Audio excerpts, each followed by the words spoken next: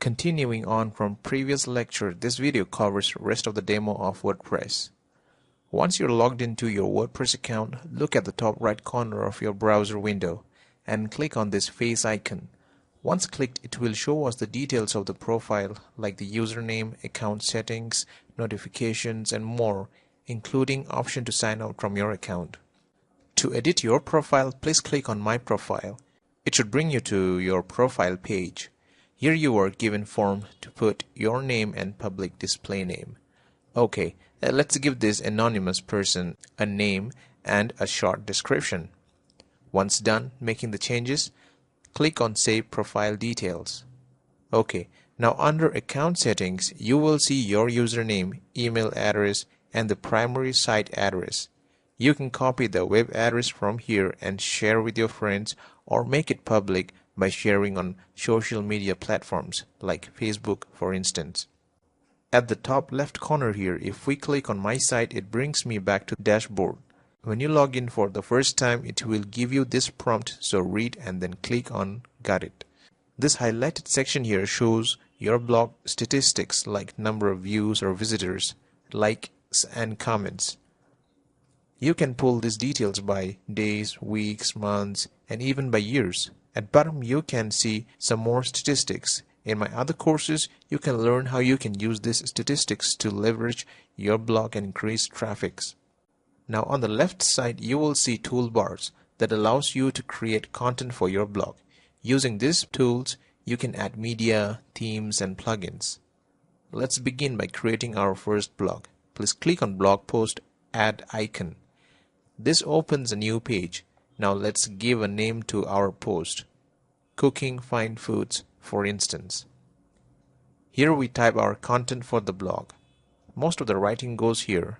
Once you are done composing your post, you may click on Save icon here to save your work.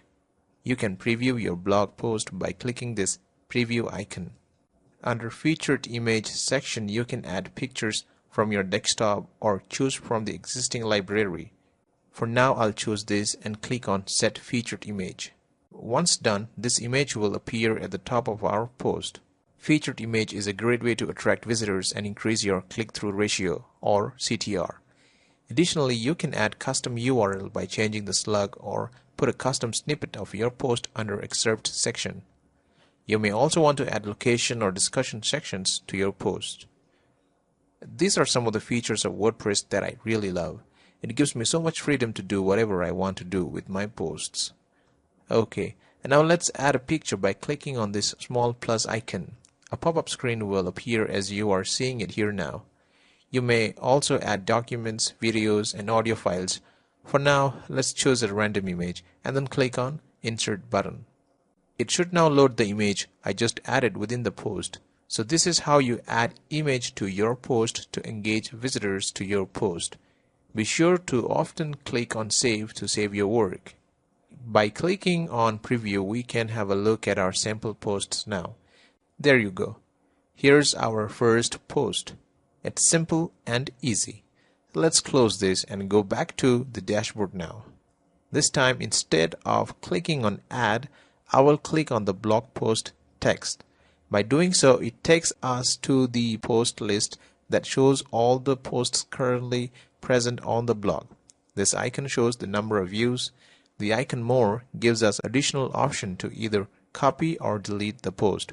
When you click on Edit, it will take you back to the post where you can edit your post. On right bar here, Status section shows when the post was published.